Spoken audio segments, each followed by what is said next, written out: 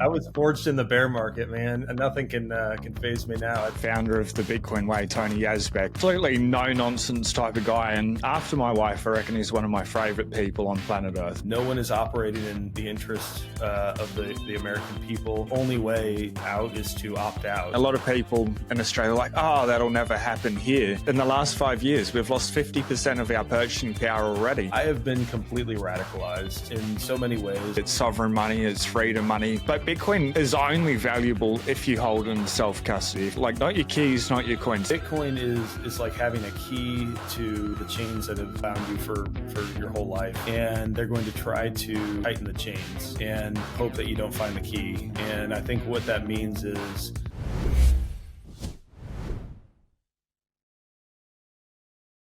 G'day legends, welcome back to G'day Bitcoin. I'm your host Sean. Joining us today, very special guest, we have Michael Jordan, host of the Bitcoin Way podcast. He was also recently up on the main stage at Bitcoin Prague. Michael Jordan, how are you, brother? I'm doing great. How are you, Sean? Yeah, very, very well.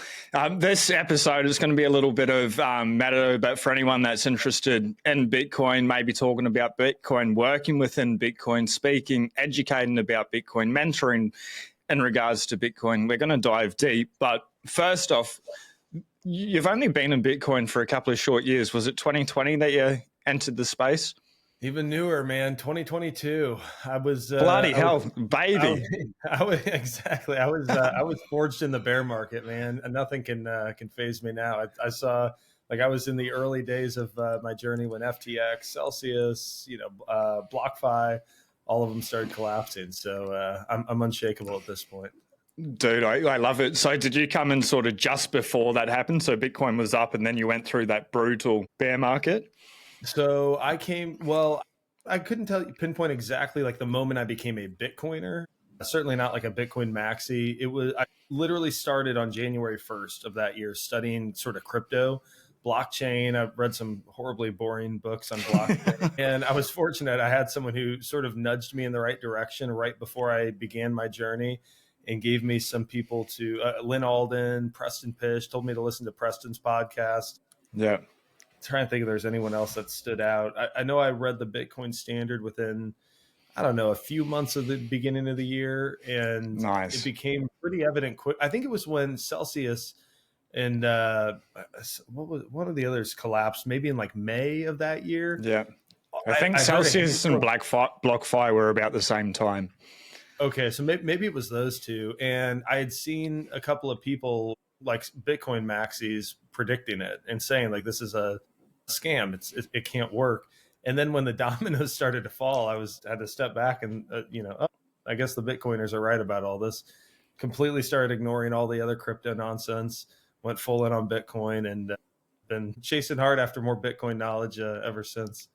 Yeah, and something I think that you've done incredibly effectively is being in Bitcoin for 3 years now. Is you've been working in Bitcoin for the last couple of years, the last 2 years now for the Bitcoin Way. Yeah. That's pretty incredible because, at least for me, went down like the rabbit hole. We're reading all the books, watching 6 to 8 hours worth of podcasts per day while I was employed, driving around, and I was like, this thing is amazing. This is life changing, and I was like, I want to work within Bitcoin, or I want to be able to contribute. So I started the podcast, and I was talking about shitcoins at the start as well as Bitcoin. I'm glad that didn't last for too long. What a distraction. But I see it all the time, and I have so many subscribers and stuff message and be like, hey, Sean, are you free for a chat? I'm like, yeah, of course. Let's touch base. No issue.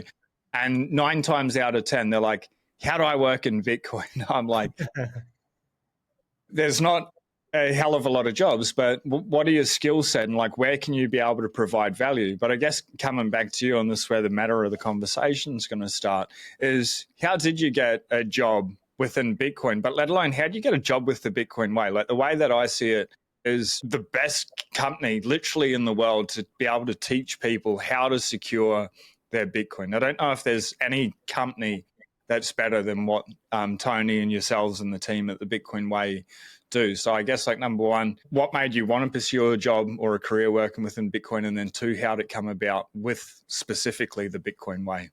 Yeah, it was serendipitous to say the least. I got lucky. So I was a client of the Bitcoin Way. So I guess would have been the beginning of 24.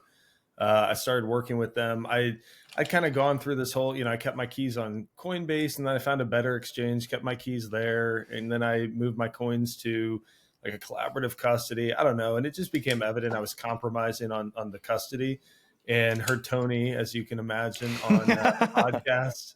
I think it was Safedin's podcast, and realized, okay, I just need training. I need someone to just teach me how to do this the right way.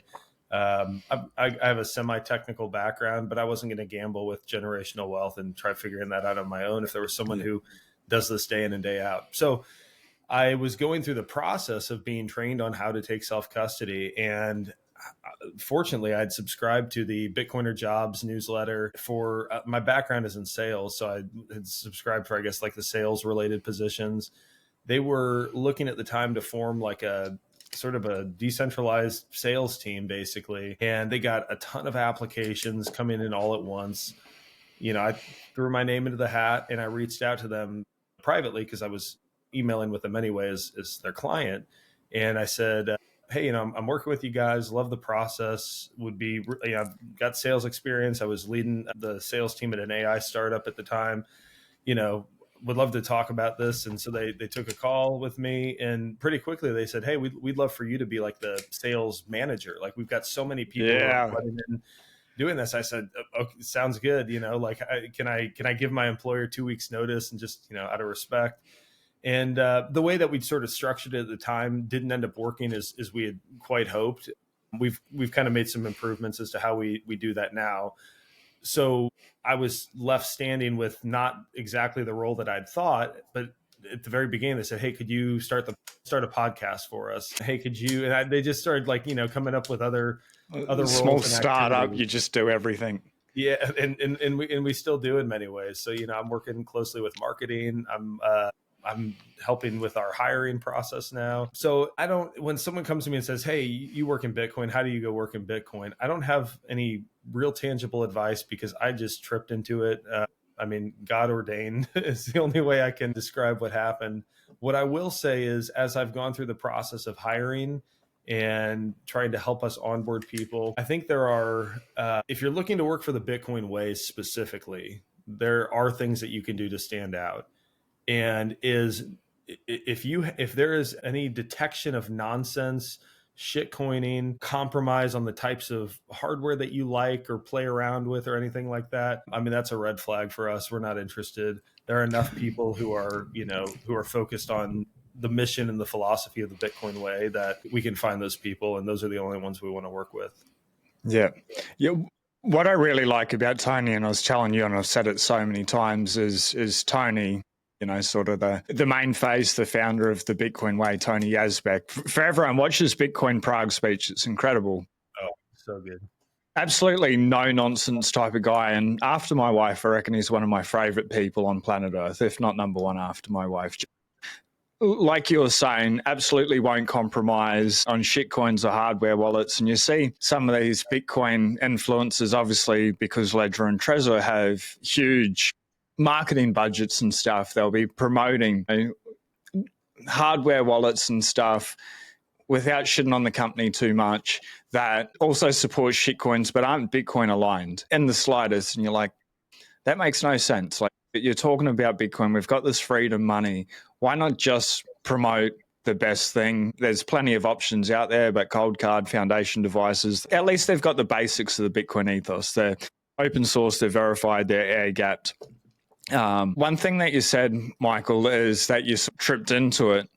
I don't know if that's quite true. Like, it's not like you're just at home smoking weed or whatever, and someone knocked on your door and said, hey, dude, you want a job with the Bitcoin Way? And you're like, yeah, just let me have another pull of the bong, and I'll think about it. You were actively studying Bitcoin. You were a private client of the Bitcoin Way. You're already on the Bitcoin Jobs board. I'll get that link off you after the show and I'll put it in the show notes for everyone. And then once that job came up, you put in your application, but then you also emailed them as well. And people like, oh, it's lucky that you had their email. You had to pay as a private client to be able to get to that place. And I guess I just sort of want to like pull on this thread a little bit. When it comes to Bitcoin, nothing's ever handed to anyone. Like, you can jump on a podcast, I can jump on a podcast. We can say, read The Big Print by Lawrence Lepard, The Bitcoin Standard, Safety and a Moose, Parallel by Brian D. Mint, etc. Watch What's the Problem by Joe Bryan. We can say all that and people can just sit there and be like, oh, cool, this is good entertainment. But unless they pick up that book or watch that video or go onto the exchange and set up the exchange and connect it to their bank and everything like that, nothing's going to change in their life until something else changes. How do you define proof of work in your own life, and has that changed since you've come into Bitcoin? Well, so I've always been a hard worker. I spent a decade in enterprise sales, selling into Fortune 500 companies, and it's not something that comes naturally to me. And like I'm not a guy who wants to go out and make friends and go to social events and network and like that. That's just not my cup of tea. But I think early on I had done the proof of I had committed to, okay, this is a role that I'm going to take, I'm going to learn, and I just did it. And eventually you sort of overcome the hurdles that you feel at the beginning, that like you feel awkward going to a networking event or whatever. And so I think there's always been that. Since Bitcoin, I would say, since finding Bitcoin, my time preference has lowered immensely, as I think it does for many people. I think the biggest thing for me is, I think there's like, I think all Bitcoiners are more naturally curious than the average population. I think that maybe my superpower, to the extent that I have one, is I think I'm more curious than most. I don't have time to tinker and to do all the things that I want to do. Playing around with new hardware. Like I've got three little kids. I've got a busy life, and I work a lot of hours. Like there's just not a lot left for that. But I'm yeah, like maybe your point is valid that I was on the Bitcoiner jobs, paying attention to all of that in my free time that I had. I was reading. I listened to podcasts when I work out, when I'm just when I'm cutting the grass, doing anything. And so I think I was able to compact what has taken a lot of people 5 or 10 years of being in Bitcoin, to grow their conviction. I mean, within 6 months of 2022, I remember I was at a wedding in June of 2022, and I remember telling my wife's cousin about Bitcoin and explaining to him why I thought the rest of crypto was something that he should be disinterested in. And so I must have gone pretty hard, pretty fast, and been open-minded. And I wouldn't have considered myself an open-minded person before Bitcoin. I would have considered myself a pretty closed-minded person. And now, as I look back, I think almost everything. There are very few things that I believe to be true today that I thought were true 5 years ago, 4 years ago, or whatever. And so I think just having that maybe that was something that the guys picked up on, that I was curious. I was trying to figure this stuff out, continue to learn. And they thought, hey, this is a guy who could, be a podcast host and ask people questions and engage with them.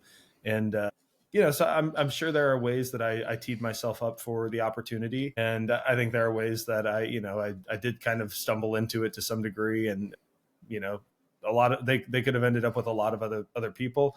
I'm grateful it's me, and I work hard to justify the decision that they made for them.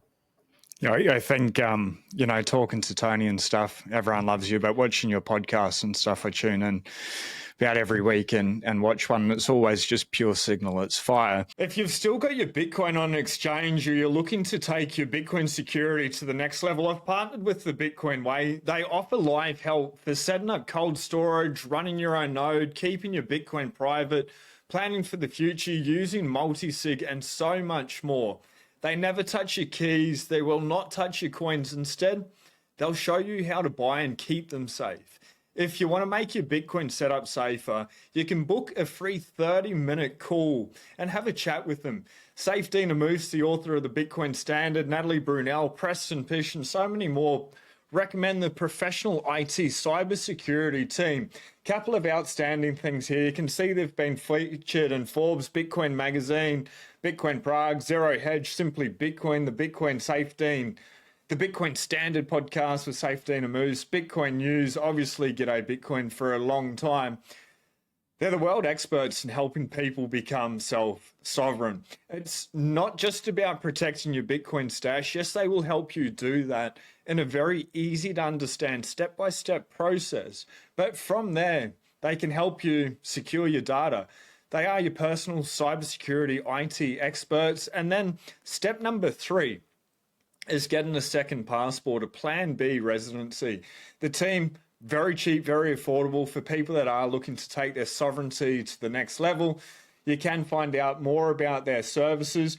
When you first log in to their website as well, they have got a free 3-minute quiz to allow you to check if you are doing your cybersecurity, your setup correctly. I urge everyone to jump onto the bitcoinway.com. I have put a link into the description for everyone. Could not recommend them enough. I've used them personally before I ever partnered with them for the channel, friends and family. They asked me to help them out. I'm like, go to the world experts. That is the Bitcoin way. So reach out to the Bitcoin way today. I want to talk about the podcasting. It's going to be matter on matter, but you're saying, let me phrase it this way. Do you reckon, you said Bitcoin's changed you in the way that you perceive things and approach things, and you're always really curious, and you said Bitcoiners in general are more curious than the average population. But has Bitcoin radicalized you or your thoughts in any way, in the way that you perceive the world and the way that you interact now? Yeah, I don't want to get you canceled. I say some pretty outlandish shit on here in the video with coming up with Daniel Prince. That's some deep rabbit holes, man. So he's a good one. He's a good one. Well, I think we're safe. Okay, well, I would never take my own life. I'll say that. So me either. Yeah, so I have been completely radicalized in so many ways, and I think there's obviously a negative connotation to the idea of becoming radical. I think if you look at the political spectrum, for example, at least in the US, I'm not going to speak for Australia or anywhere else. If you are willing to break free of the tribalism, it is entirely evident that we have a uniparty system. No one is operating in the interests of the American people. And the only way out is to opt out. And I think what I tend to emphasize and focus on are the small ways that, you can opt out of the education system, you can opt out of the monetary system, you can opt out of the healthcare system, you can opt out of a lot of things. To what extent that, makes a big long-term impact, I'm just one guy trying to, raise my family in a way that I see fit.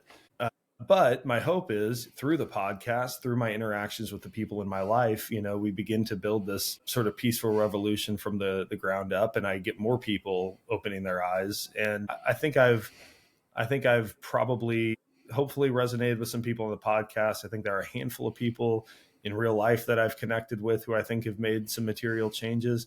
It's still an uphill battle, though. It's a very difficult thing, especially like where I live. I don't live like in a nice area, like a fancy area, but it's affluent, and people are relatively comfortable, and they don't want to imagine, they like voting for their Republican candidate, where I am, and they think Trump or the next JD Vance, someone's going to come and save them. And I'm just like, man, if you just opened your eyes to what these guys are doing right now, like, you would be a lot like, and you understood that if the other side was doing the exact same thing, you'd be all over them. It's this just isn't the solution. And so we could go down 20 rabbit holes that I'm probably not comfortable talking about because I care too much for my safety, for the benefit of my wife. But yeah, understood. Suffice it to say, I've been radicalized in many ways. Yeah, it's crazy. Same with me and the uni party. We've got, like, our political system's cooked as well. I think everywhere in the Western world's pretty fucked up at the minute. But how's your wife dealt with the radicalization of yourself? Has she come along on that journey, or has she sort of stayed fairly grounded where she was and then you've just gotten more and more radical? That's a good question. She is so patient and loyal that it's sometimes hard for me to tell to what extent what I say resonates with her and to what extent she's just patient and loyal and, accommodating of these crazy ideas that I bring to her. There are a lot of big world events. One of them may or may not have happened in September of 2001 that, for the longest time, I just believed like that, oh, the mainstream narrative, this is what happened.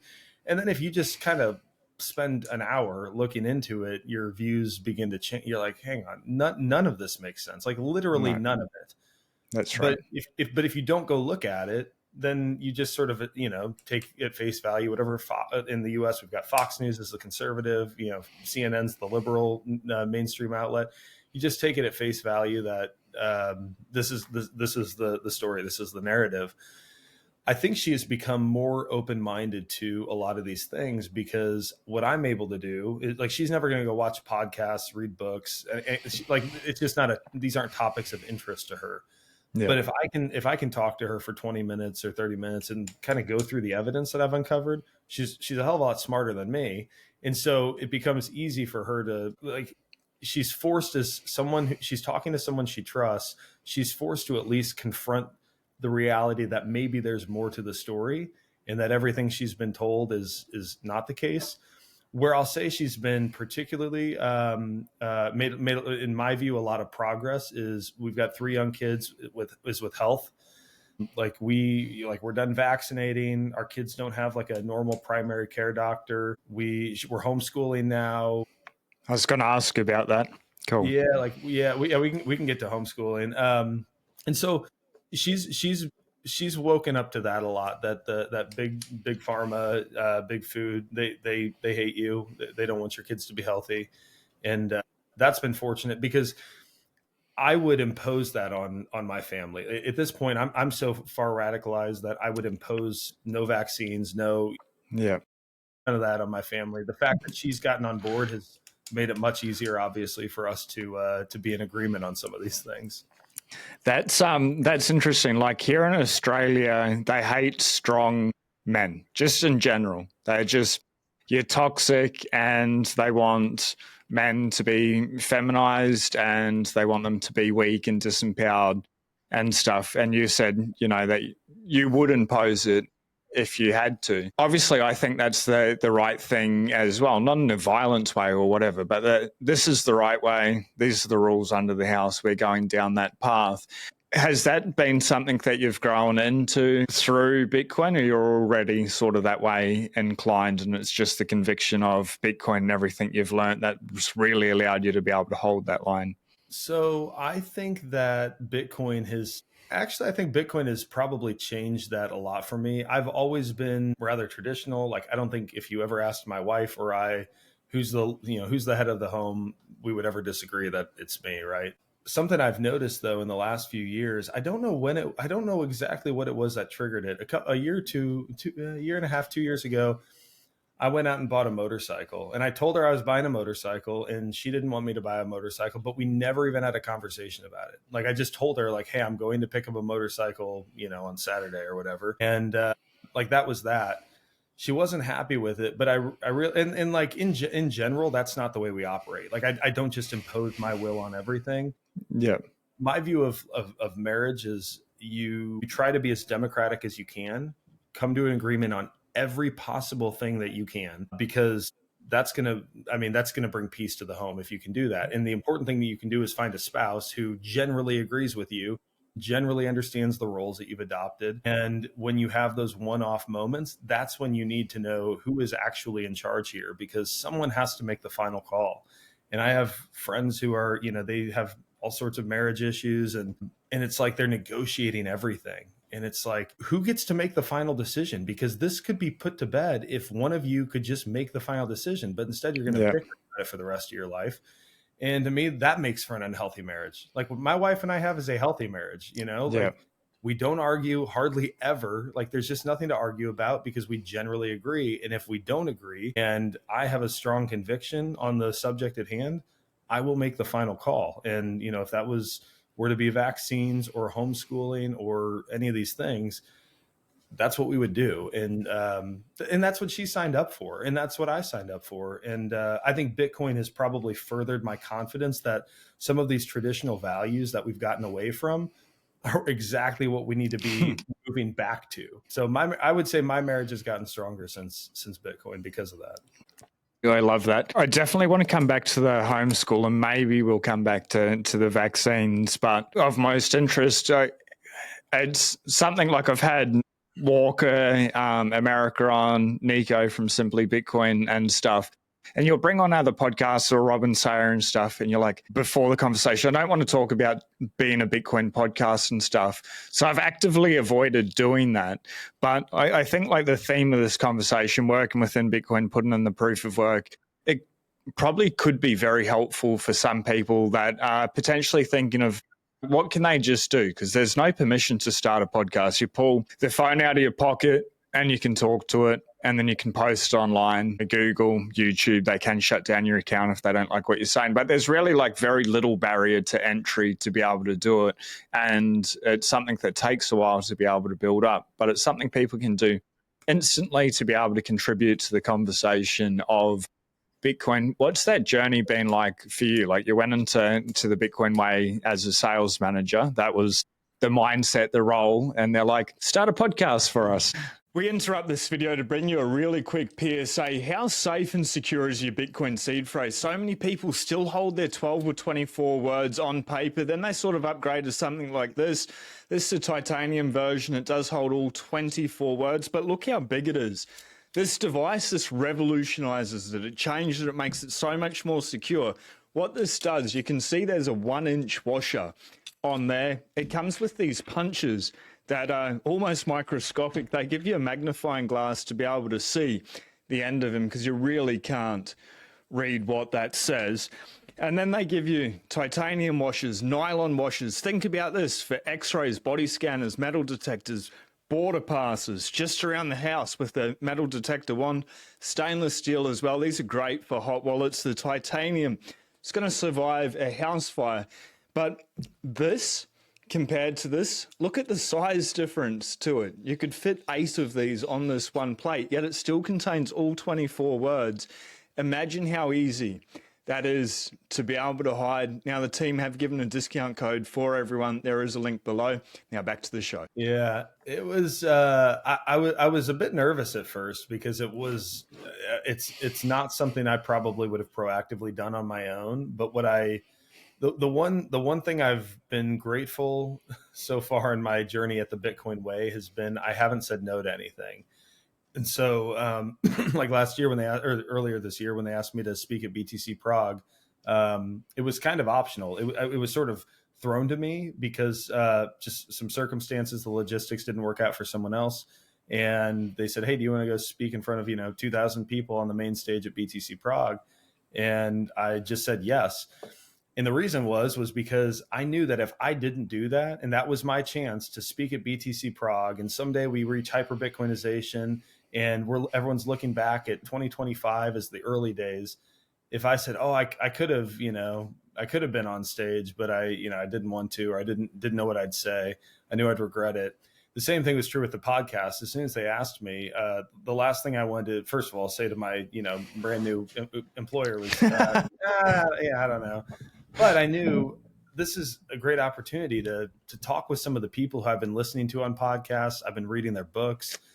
There are so many questions I would love to ask someone like Larry Lepard or Saifedean or any of those guys. Daniel Prince, I love Daniel, and so this is my chance to do that. And I completely agree with you too. The barrier, if that's something you're thinking about, for anyone listening, the barrier to entry really is low. I mean, I'll give you like a couple of tools. Like we're using Riverside. That's what I use for our podcast. Very simple. You click record. It can create like shorts and clips for you automatically. If you want to get an editor and someone to brush everything up, you can do that. I use Buzzsprout to then push the audio version to Fountain, Apple, Spotify. And I mean, you're talking, I don't know. I don't know what the cost is anymore. 50, $100 a month, maybe for the tech that you need to get a halfway polished podcast out into the world. And I think really the only question from there comes down to, do you want to do, long form stuff, short form? Are you going to monologue? Are you going to invite guests on? And I can assure you, if you don't think no one's going to come on your podcast, like start with me, because no one cares about me. Like it's probably harder for you to get, Safedine on your podcast if you're just starting out. I know Yeah, I'm Jeff. still trying to get safe on. Yeah, I was fortunate. We sponsor his podcast, so I had him on a while back. But a lot of the people I talked to early on were names that they weren't like household Bitcoin names, but there are a lot of people like myself out there who I think if you send me a message and you say, "Hey, I'm starting up a podcast, could you join?" I'd be happy to come on. And Yeah. there are people far more important than me in the space who would also gladly come on. You just need to ask the question. Yeah.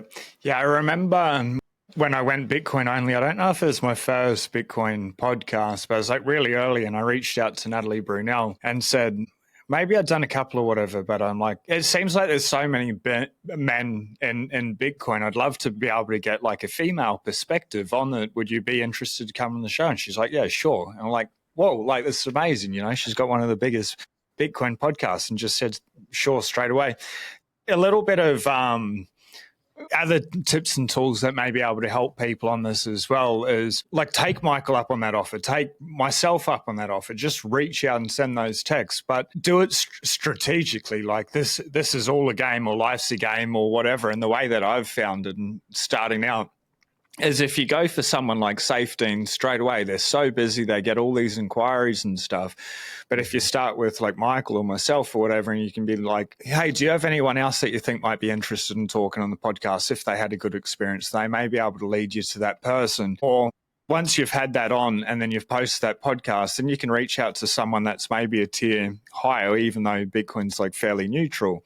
If you go D, C, B, A-list celebrities within Bitcoin or whatever, start at the lower one and then leverage that and then message somebody else. So you interviewed like a D person, you go to a C person, be like, hey, I just had Sean on, and would you be interested in coming on the pod or whatever? But also like spend time interacting with them on X or on Nostr to be able to provide value, share their things, comment in a smart, articulate way. Like the more value that you can provide to them, I think the more receptive they're going to be. And then also realize like everyone's pretty bloody busy. So they may not get back to you straight away. So don't, pester the shit out of them or things like that. Just, play it cool, take your time. And Bitcoiners or anyone that's been here for a while or a little bit of time, but they've put in the proof of work, realizes Bitcoin's not going away. We're not going away. So it's better to be able to play the long game instead of be like, hey, come on my show, come on my show, come on my show.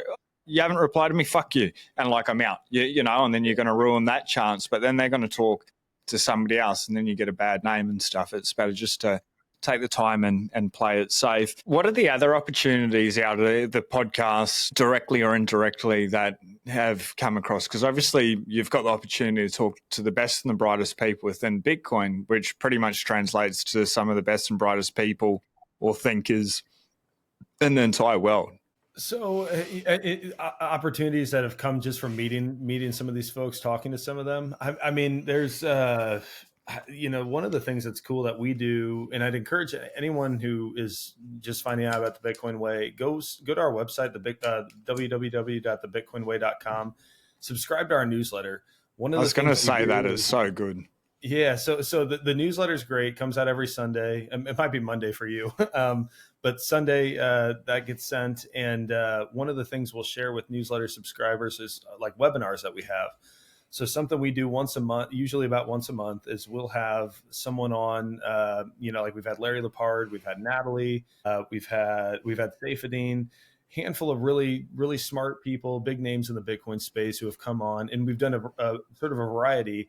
Like Larry Lepard did a presentation on sort of the macro outlook, like making the case for the big print, and then he spent 40 minutes taking questions from the audience. And so, like, what an opportunity! Yeah, so like we're doing that again here in a couple of weeks. I don't know when this podcast is going out, but we're doing that again mid-December with him. But it's going to be a straight hour of Q&A with Larry. So bring your questions, but you only know about that if you're following us on social media, subscribe to our newsletter, that kind of thing. So I'd encourage you to do. So those opportunities have been great because I get to sit there and moderate a Q&A with Tony and Natalie, like two like opposite ends of the spectrum in terms of temperament in the Bitcoin space. Completely. very smart, very, competent in their own right. And I get to sit there and field questions for them and chime in if I think it makes sense. So like those opportunities come up. I think the fact that I was doing the podcast probably lent itself to me being the person that they asked to speak at BTC Prague. Because I had some, I was a familiar face to some people, and had talked to so many people. Like there wasn't really anyone else on the team who was actively doing public, appearances of any kind, and I at least had the podcast. So yeah, when you put yourself out there, it really does open a lot of doors. And to the point you made, yes, start with someone like myself. Start with someone like a D-list person. I can introduce you to a handful of C-list. I can introduce you to a B or an A-list person or two, once you kind of got going and, felt like that was something I'd be comfortable doing. But when you just like, what's the mean? Like you can just do things, right? Just do shit. You really can. And point a camera at yourself, spend $50 on a slightly better microphone or like if you want to invest a little bit. And then eventually, like I've got a whole studio set up now because I've been doing this a while, and you can justify the cost of those things after a bit. But yeah, just put yourself out there, figure out what you're best at. If you're not a podcast type person, go write articles, right? Like, get a Substack going, start a newsletter, write an ebook. You can do so many low cost things that your skill set it lends itself to. I think there will never be too many Bitcoin podcasts or books. I know it's almost like a joke in and of itself, but different people resonate with different groups of people in different ways. I've been on a couple of podcasts with some women in Bitcoin, and I told them afterwards, I said, keep doing this because I'm not a big like diversity, equity, inclusion type guy, obviously, but I'm like, my wife doesn't want to hear Tony and I talk about Bitcoin and right? Your wife sounds like my wife. Yeah. She's the sweetest person you'll ever meet. But like, if I sent her one of Natalie's, podcasts and I said, hey, this is a topic that might really interest you, I think she'd be more inclined to it. And then she'd start to love Natalie, and like we'd bring a new Bitcoiner along. So, don't sell yourself short. I mean, if you've ever watched my podcast, I'm hardly like a personality. It's just, a matter of right time, right place, and then taking action to go do it. And I think a lot of people would be surprised at just what they could accomplish if they picked up a microphone, picked up a camera, and hit record. What you just said there, right time, right place. Earlier, you were saying that you're lucky and you just tripped into it. Right time, right place. With proper planning and preparation, that's what I call luck. That's how I define it. So if you want to call yourself lucky, like 100% you're lucky, but it's not that mythical luck, that people dream about when they're broken their mindset. I would say I'm the kind of guy who wakes up early, works out hard, works hard, spends as much time as possible with my kids, with my wife. And there are very few moments in any day that are not intended to serve someone else. And I think that's maybe the proof of work, right? Yes, there's a right time, right place, but it's when that meets the person who's willing to say yes to go speak on stage, or yes to start a podcast, or yes to to do whatever. And like, there are a lot of little things I did at the Bitcoin way where it's hey, can you jump on a call, like a welcome call with someone, they want to learn about our services.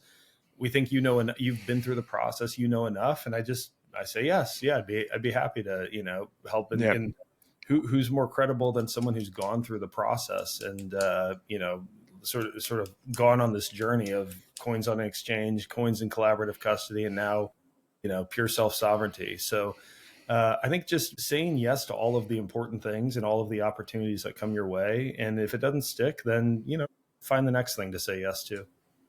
I love that. It sort of reminds me, I don't know, 7 years ago or whatever, back when I was working a bullshit job, we're on the roads and building roads, and it's like my first week or week one or whatever. But it's like at least the first couple of days. Like I've always been very busy. I'm getting paid. I signed up to work by the hour. So I'll fill that hour with work. If there's nothing to do, I'll go find something else to do. So anyway, I was literally sweeping the road, like the gutters, you know, when it rains and stuff. And these, I won't discriminate on his looks or whatever, but not a very healthy person, older person, been working there for 20, 30 years or whatever, just totally checked out of life. And he came over to me, he's like, Sean, you need to stop that. I'm like, why? He's like, you're making us look bad. I'm like, no, buddy, you are making you look bad. I'm working at the moment. This is what I got employed to. I just signed that contract. They employed me just last week. So I'm doing what I meant to be doing. What are you doing? He's like, fucking then it didn't go over well since then. But I like stayed in that role for a tiny little, I don't know, a couple of months or whatever, and moved on to another role really quickly. And they're like, oh, you're a kiss ass or you're a suck ass or a suck up or whatever. And you're like, no, I'm just doing what needs to be done. I'm going over and above because I don't want to stay in this situation. This just a means to an end to be able to achieve my goals, my life, or whatever. Of course, I'm going to rise above everyone else. I'm going to be the best that I can be, not to be better than them, but to be better than myself, so that hopefully that we can continue to step into these opportunities. I think that's important with everything. But a couple of things that you've mentioned, you've said the word collaborative custody a couple of times. There's the same within Bitcoin, not your keys, not your coins. I think the worst thing people could do is hear about Bitcoin, they hear about that it's this freedom money, like literally freedom money. It's sovereign money. It's what's going to dictate, I think, the free people from the fiat slaves, the economical slaves in short order. That's sort of my beliefs with it. But Bitcoin is only valuable if you hold in self-custody. Like, not your keys, not your coins. That's my belief. If you don't hold the Bitcoin, if somebody else does in a collaborative custody, or it's on the exchange, or it's in the ETF, my belief is they're fucked up. And that could be for a couple of reasons, like just missing the information, which is probably the most likely. They just don't know that you can do this, or they don't know how to be able to do it. Or somebody, like worse, has led them astray and saying, oh, this is easier. You just buy the stock, you know, BlackRock's Bitcoin or whatever, and it's just going to work like you've been buying all your other stocks. You go down the collaborative custody, we'll hold one of the keys for you if you lose it or whatever. But then you're like starting to hand away power, and that defeats the whole purpose of Bitcoin. Obviously, with the Bitcoin way, as I said sort of at the start, the Bitcoin way are the best in the world at teaching or mentoring people how to be able to take self-custody of Bitcoin, not your keys, not your coins, but then to be able to like go through the steps systematically to be able to learn. Before we sort of talk about what the Bitcoin way does specifically, from your experience working at the Bitcoin way, what have you seen like the things that trip people up the most, or they're the most hesitant to actually take control of their Bitcoin? So I think there are probably a few things. One of them is a fundamental misunderstanding of why Bitcoin appreciates in value. I think a lot of people, they hear it's scarce, and so number go up. It's like digital gold, and so I'll buy the ETF because I think it's gonna. And it's like, no, no, no. If you understand the state of macro, you know, you look at in Australia, in the UK, in Canada. I mean, some of the absolute insanity being rolled out by government. It becomes like Tony's experience in Lebanon feels like this extreme example. Currency collapse. He walked away with $70 in his pocket.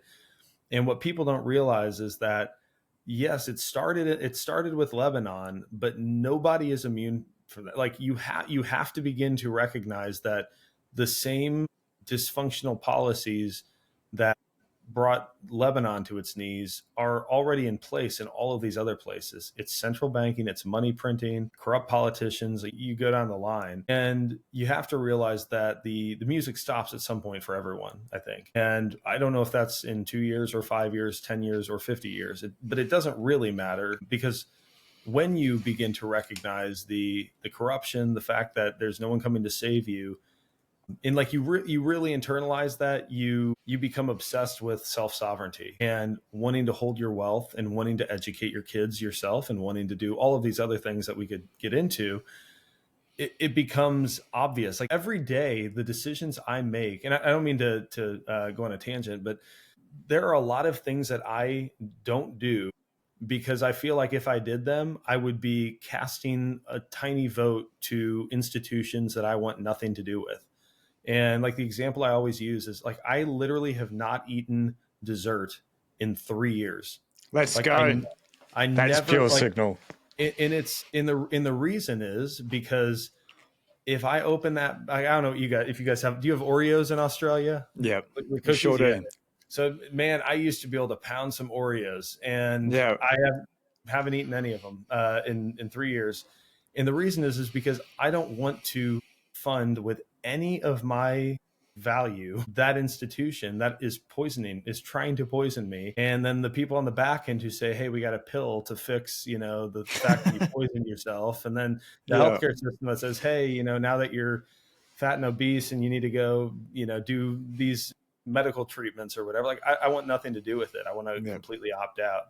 And so my point is, when it comes to financial self-sovereignty, the same is sort of true. If you are trusting a key to someone else, if you're working with a company that supports shitcoins, if you're buying the paper Bitcoin, if you're speculating on a treasury company who may do great in fiat terms, it just doesn't matter. I'm completely disinterested. Like, I think I'm grateful that Saylor has orange pilled a lot of people. Could not possibly care less if my strategy buys more Bitcoin, if they go bust, amen. if they go to the moon and way outperform Bitcoin in dollar terms. Like, it literally doesn't matter to me, because it's there's it's completely detached from the notion of self sovereignty, and that Yeah. is my sole pursuit. So when it comes to self custody, where do you want me to go with this? Like, I could sort of break down like why I left collaborative custody, why self custody itself is so important. Where would you like me to I take? think that's probably really pertinent. Like most people, you get to talk to Tony, I get to talk to Tony and stuff. You're right deep into it, but I think because you're so deep into it and you work within the space, I think that could be the most helpful conversation of why, left collaborative custody and why self custody is the most important thing. Like, just for context for everyone, if you couldn't take self custody of Bitcoin, it would be worth exactly $0. Mm-hmm. If that part didn't exist. But yeah, I'll just hand it over to you. And if you want to go down those rabbit holes. Yeah, so self custody is the revolution. I mean, as much as any other aspect of Bitcoin, I think. You talk about scarcity, like all these very fundamental. Like, you can't have one without the other. I get all that, but when it comes to, I was in a collaborative custody setup, and the company started supporting shitcoins, and that was like the red flag that I needed to at least begin looking for, like, what's the alternative to that. I don't think I understood like exactly how pure self custody worked. I wasn't allowed to run a node, which I heard more and more people talking about. Hey, you need to run a node. Like, that is participation in the network. And I'm kind of just a purist sort of guy. So I was like, yeah, I feel like I'm making a lot of compromises here that maybe I don't fully understand, but don't seem quite right. I had to KYC myself. I had I remember getting an email from the company, and they were like, hey, we're going to be down for maintenance between 10 p.m. and midnight. And I was like, okay, so it is no longer permissionless, censorship resistant money, because your app is going to be down. And like, that was, I think, the moment. And I think I happened to get one of those emails right after I'd heard Tony on Safety podcast, and I was like, this is exactly what I've been waiting for. Let's go. And a lot of people, there are technical reasons too, like the 203 multi-sig, using a third party. Like, it's not just two keys you need. Like, there are configuration files that you need to recover in a worst case scenario. If the government were to co-opt, one of those companies, shut them down, it would probably be impossible. I think I could be wrong. I'm not making any blanket statements here. It would probably be impossible for some people to recover their Bitcoin, because they probably don't have what they really need. And it would be for the people who had kind of done it right, it would be very difficult and very painful. And they would probably come to the Bitcoin way and say, can you help me through this process of recovering my Bitcoin? Yeah. And so I'm like, I'm just going to skip all that stuff. Like, why would I go through all this? I'm not an idiot. I can figure out how to secure my wealth. Probably the biggest concern for most people is I don't trust myself. It's a single point of failure if I take self custody. So, there's this hesitation. The reality is there's only a single point of failure in self custody, if you choose to allow there to be a single point of failure. That's There right. are plenty of ways you can make copies of things, secure them, separate your seed phrase, geographically disperse them. Like you can get creative. You don't have to get fancy. You can get creative though, and there's no natural disaster. There's no anything that would necessarily shake you out of your Bitcoin in self custody. But you have to have it done right. Like you can't make rookie mistakes. Yeah, I think that's the benefit of hiring the Bitcoin way. Is that's right. we literally have a team that sits on calls all day, every day, guiding our clients through self custody. We've never had a client lose Bitcoin. And the beauty of it too is when it's in self custody, you're less tempted to it's a little less convenient, right? Like that's where like my That's right. savings are. And so Yep. I'm less tempted to go buy stuff I don't need. I'm less tempted to go speculate on, Bitcoin treasury companies. Not that I feel that temptation anyway, that so many seem to. But it's just sitting there, and really all I need to do with it is occasionally load it onto a hot spending wallet so I can have Bitcoin to spend and use it as money. And other than that, I sleep like a baby, knowing that no one else can touch it. No one else knows how much I have. No one knows anything about it. So it's a beautiful setup. It truly is. And for context, I've said it, I think, twice on this show, but when I started out in Bitcoin by myself, or crypto, then Bitcoin, found Bitcoin within 2 weeks. But I came up with this amazing self-custody setup. It would have been like a couple of 100 hours of watching YouTube tutorials and videos and things like that, and 3 different countries. And it was fucking complicated, like really fucking complicated. And I thought it was super, super secure. Met up with Tony. He's like, this is just shit. I said it a lot nicer. He's like, let's start again, man. And we start and we build it back up. And you're like, I should have just paid at the start to meet with you guys. I didn't know of Tony at that stage. And you're like, oh my God, this could have been so much easier. And those hours that I spent doing it, I could have been stacking more skills, or I could have been providing value, or I could have just filmed a couple more podcasts, or whatever it is. Like I could have used that time for something of benefit to the world, or service to the world, or whatever, or service to myself. I could have chilled out and spent time doing something for me instead of doing something where ultimately it just got shredded up and it actually wasn't that safe. It wasn't that secure. It was super complex. If something happened to me, then that Bitcoin probably would have just been donated to the Bitcoin network. And then sitting with Tony, it didn't even take that long. A couple of sessions, great, good to go. And for everyone that doesn't know, like I have partnered with the Bitcoin Way with my longest channel partner. But the best thing is, look, the first 30 minutes is free. So when you call them up or when you jump on a call with them, it's not costing you anything to be able to find out what would work for you. And you mentioned the website earlier to sign up with the newsletter. That's amazing. I'll read not 100% everyone because I fucking hate emails in general. Like I go through hundreds of emails a day, but I'll take it as a brain break, and it's just absolutely amazing. The newsletter, but also that 3-minute survey that you have on the website, I think that's amazing. So if you just go to the Bitcoin Way and then just wait, it'll pop up automatically, or you go to the top on the tab and it says survey there. Take that survey and see how good your current setup is. Like it's free, it's easy, and you can sign up to the newsletter at the same time. Would be able to do that.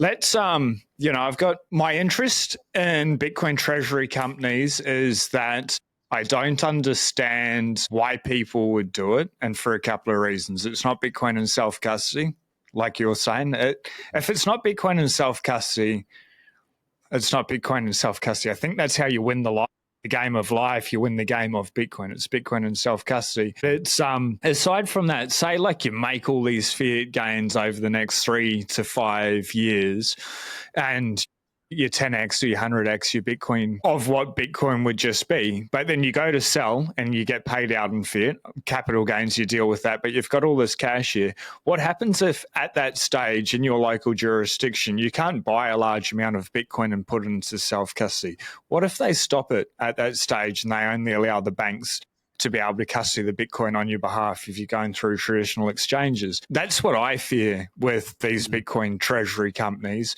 What I fear the most is that they're going to be down like 94% like NACA, or I think most of them are fucking down. I think even MicroStrategy is down hard. I literally don't pay any attention to the prices or whatever. You know, Saylor the other day saying, for years, he's saying we're never going to sell our Bitcoin. Then the other day he's saying, like, we could sell the Bitcoin if we had to or whatever, and they're taking out fiat, holding fiat cash reserves and things like this. And you're like, that's not Bitcoin. That's not the separation of money from state. That looks like that's money in the state getting closer and closer in the current system. So I guess without being interested in shitcoins, when you're talking to people, not shitcoins, Bitcoin treasury companies, they're just a shitcoin. That's a Freudian slip. But like, how do you communicate about them, or do you just totally ignore the conversation? Because I'm sure you've got a lot of clients that say, hey, what do you think MicroStrategy or whatever the other ones are? I mean, I think we're disinterested for the same reasons you are. We talk about them, you know, on Bitcoin Banter, our biweekly segment that we do on the channel. I mean, the way I frame them is, this is sort of me speaking personally. I don't know that everyone at the Bitcoin way would frame it like this.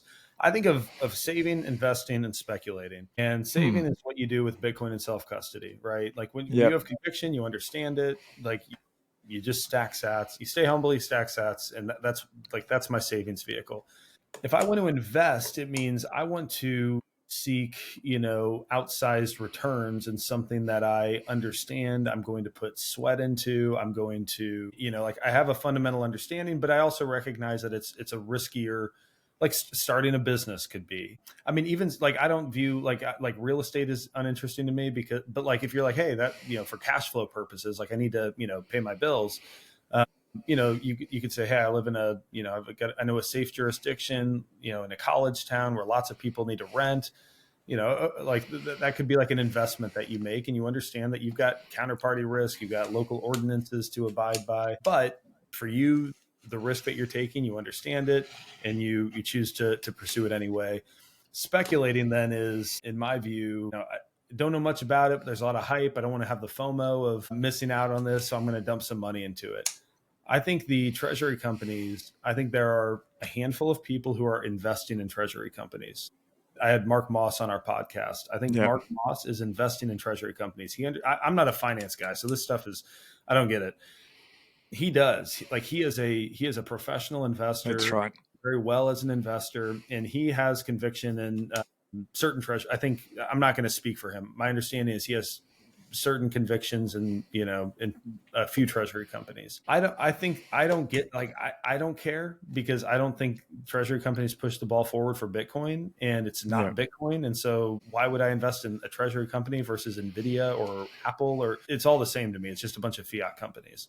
For, I don't know, 95% of Bitcoiners, you know, I put that in air quotes, when they invest in a treasury company, I think they're purely speculating. They're hopping on the hype train, and they're hoping that they make 150% returns while Bitcoin only makes 50%. And, you know, it's just like they're YOLOing in. And to me, it's, if you just walk through, what if Saylor gets hit by a bus tomorrow? Like, is your conviction and strategy still as high? Here's the if Saylor gets hit by a bus tomorrow, my conviction and strategy, which is not very high anyway, it plummets, and my conviction in Bitcoin is completely unchanged. Right? It's a globally decentralized, open source monetary protocol. Right? You know, some guy getting hit by a bus has no impact on that. Literally anyone could get hit by a bus tomorrow, and my conviction in Bitcoin is unchanged.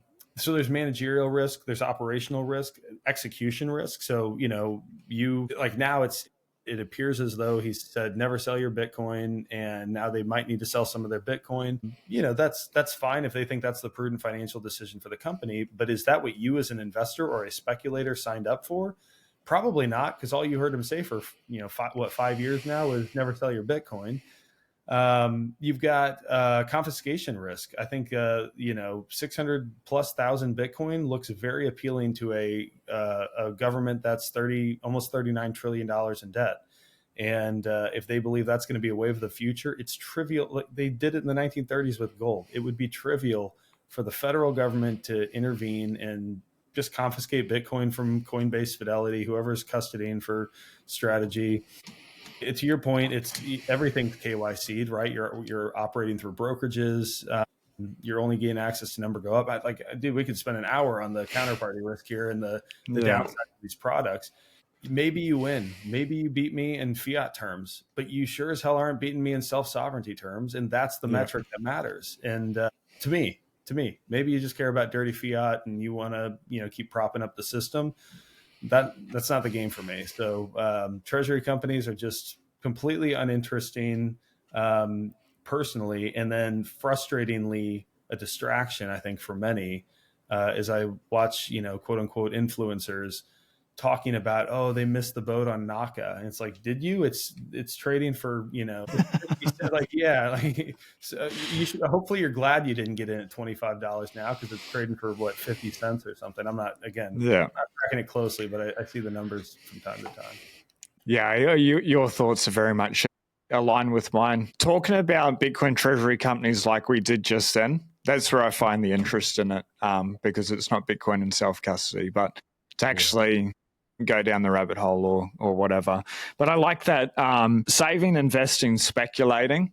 I think that's bang on. And You just got to make sure you know what you're doing. Like when you're allocating the value that you've accrued through your labor, what are you doing with that? And if you really understand it, you're probably saving or investing depending on what the technology is. And if you really don't understand it, but everyone else is getting you excited about it, you're probably speculating.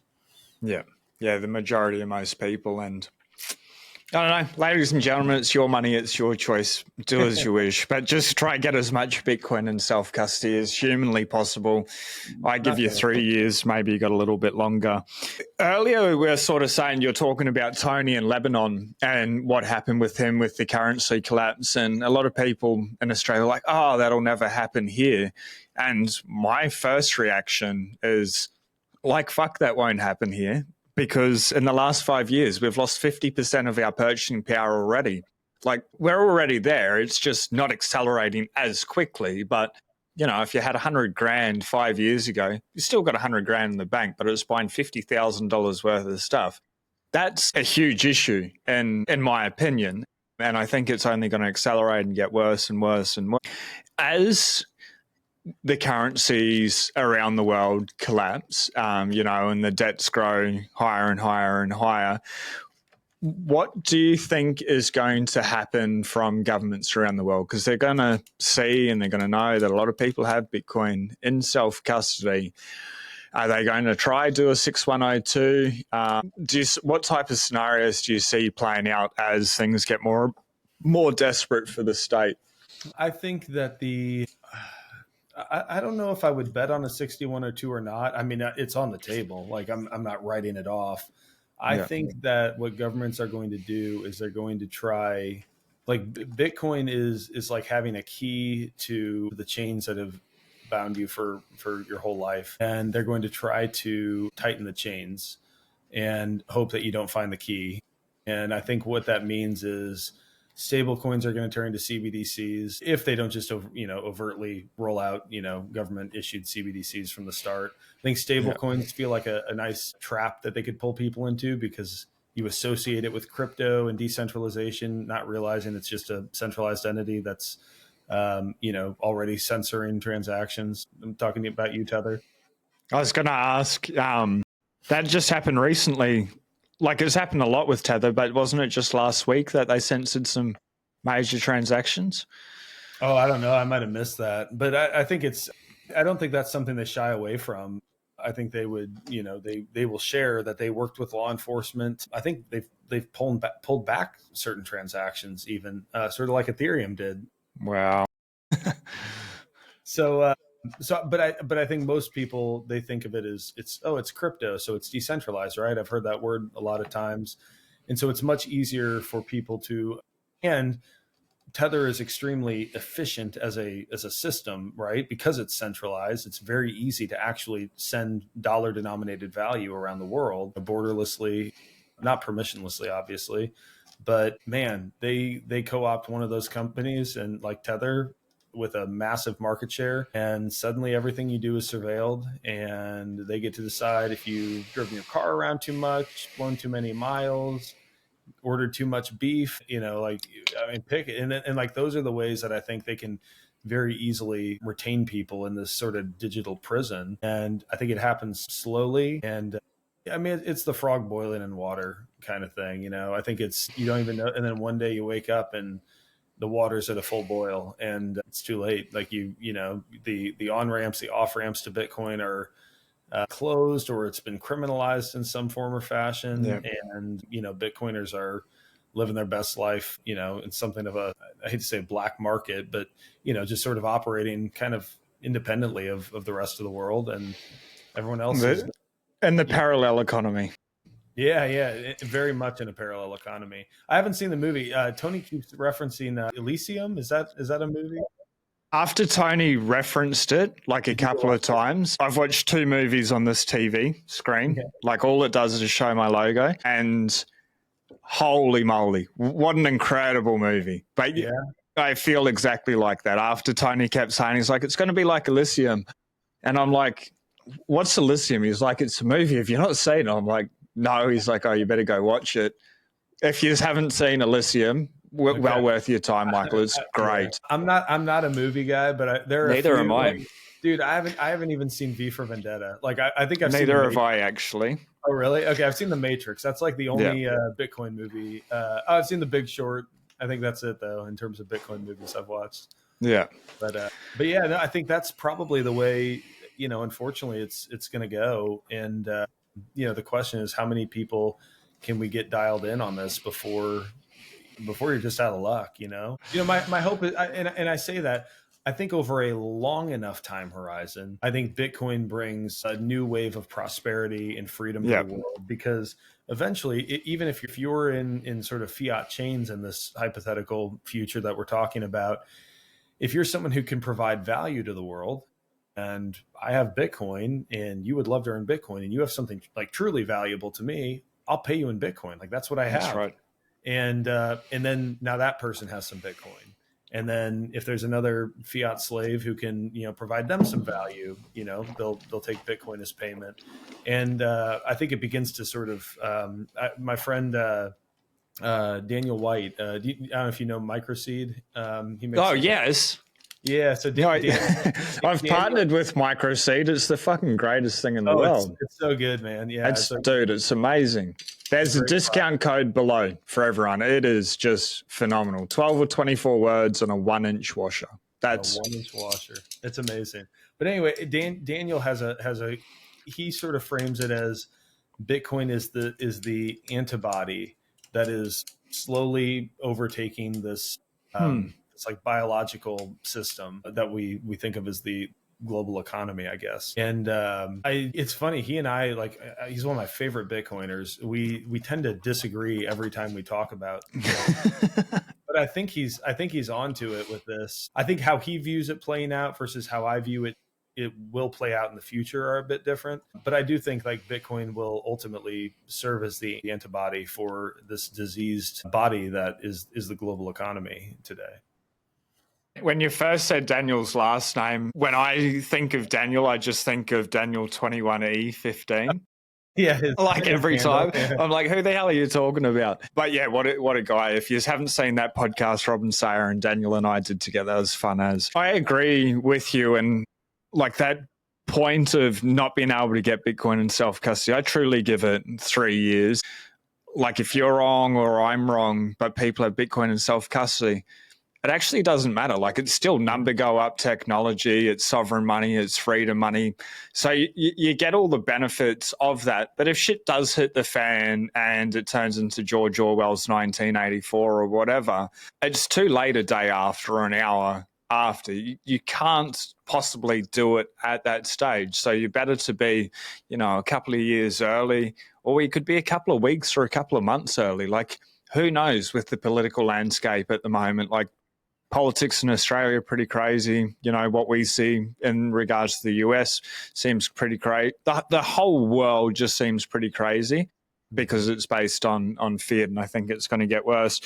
I want to flip gears. It's something that I'm pretty interested about. My wife is a little bit older than me, so we're not going to be able to have kids. That door in our life is well and truly shut, but I do believe that especially Bitcoiners, because they're going to have the capacity, their critical thinking. They're also going to have the wealth. Kids aren't that cheap to be able to raise right. But it's one common thing that I've seen within like a lot of Bitcoiners is Brian D. Mint, Daniel Prince, and yourself. It sounds like you're homeschooling your kids. What's that journey been like? And have you been homeschooling them even before Bitcoin? And No, that's a post Bitcoin thing. nice.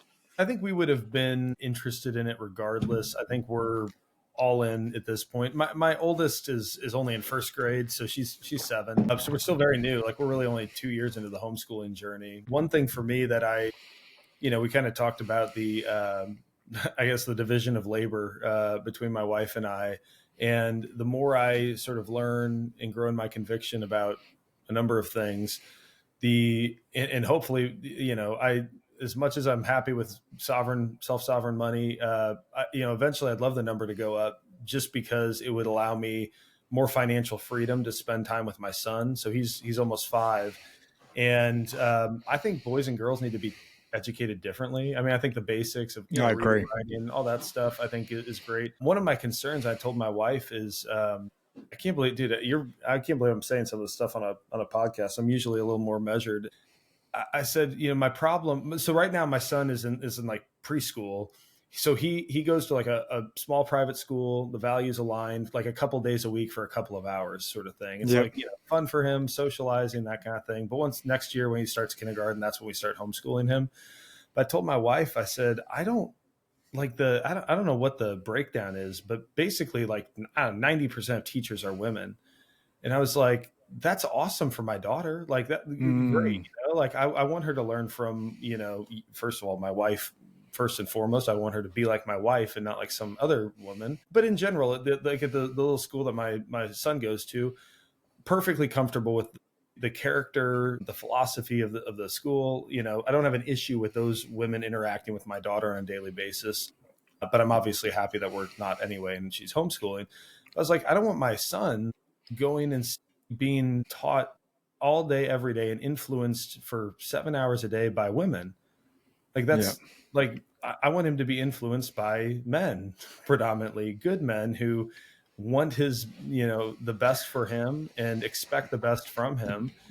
And there's a great Steve Harvey video that I watched recently. I sent to my wife. He was talking about how when his dad died, he realized that the only man on earth who wanted Steve to be better than him had died. Every other man wants you to, my best friend. I love him. I want, something great for him, but I don't want him to be better than me, right? My son, I want him to be better than me. I want him to be orders of magnitude better than me. And I'm the only man on earth who wants that for him. And so when it comes to homeschooling, my intention is for me to be much more involved in my son's education and my wife to be much more involved in my daughter's education, because I want them to be reflections of us, reflections of who we strive to be, and then to, soar far beyond anything that my wife and I are. And I think that's probably the only way we can do it. And you can't handpick teachers the way that, and certainly not in public schools, but even in private schools, you're kind of stuck with who you've got. And I'd rather me be teaching my son the things I want him to learn. And certainly I'll be teaching him very different things than he would ever learn in a formal educational environment. But I want my daughter to learn from my wife. And, I sort of had I was like, man, am I off on this? Is this like too traditional? But the more I think about it, I think there's a lot to be said. I would have benefited from being homeschooled by my dad specifically. And I think my sister would have benefited from being homeschooled by my mom specifically. And, there's, you're kind of mixing and matching and sharing different skills and that sort of thing along the way, certainly. But, like homeschool for me it's like a non-negotiable at this point. And I think it's going to evolve immensely. And I'm trying to take notes from guys like Daniel. He's like very unstructured, and he's given me some good book recommendations I need to dive into. But yeah, that's kind of where my head's at the moment. Daniel's like a walking encyclopedia with book references. Oh but yeah, just absolutely amazing. like when you're saying this, I'm just thinking in the back of my head, oh my God, somebody's going to say he is so misogynistic with his views about that. Yeah. But when you go down, like think critically about it, it just makes sense. Like it's just common sense. Do you think within Bitcoin, like we're going to go through this like really rough time, and I think it's going to happen roughly within the next 3 years. The big print, digital IDs, CBDCs, it's just going to be fucking chaotic as well. But however long it takes to transition to the other side, I'm not saying we're going to transition onto a Bitcoin standard after the next dystopian 3 years. I don't think that's going to happen. I think this could be like way down the track, 15, 20, 30 years plus. But as Bitcoin becomes the world denominator, the numeraire, do you think some of these maybe conservative or traditional values are going to be able to come back? Men are going to be allowed to be strong. Women are going to be allowed to be women. You know, kids can just be kids, and we can get rid of like a little bit of the nonsense? Or do you just think the world's too far gone?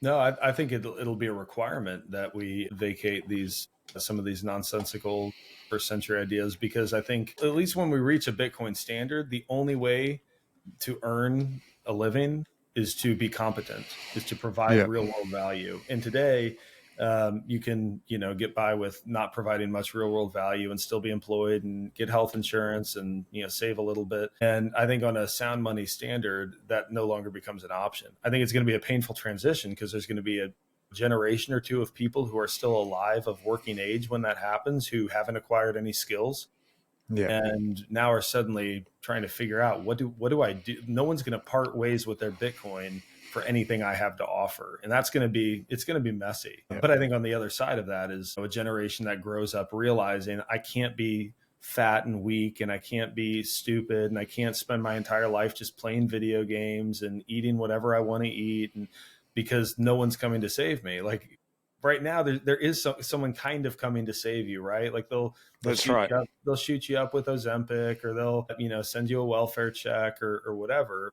And on a sound money standard, it's no longer an option. I mean, quite literally. And I think because of that, we're going to have the people who the people who choose not to care for themselves, who choose not to accumulate skills that are useful in the world, I think are going to suffer. And, hopefully there are good, generous, charitable people who, will choose to help them, train them, teach a man to fish kind of thing. But in the interim, I think it's going to be messy. But I think we'll get to that point where the expectation is you're competent, you're respectful, you're strong, capable. And I think that's going to be I think what Bitcoin really does on that is, I'm not a fix the money, fix the world guy anymore. I'm a fix the incentives, fix the world guy. I think Bitcoin fixes a lot of the broken incentives. At the end of the day, though, it always comes down to human action. There will still be people who choose to be lazy or fat or to not produce value, even on a Bitcoin standard. And they're just going to suffer in a way that they've been able to sort of skate by on a fiat standard. Yep.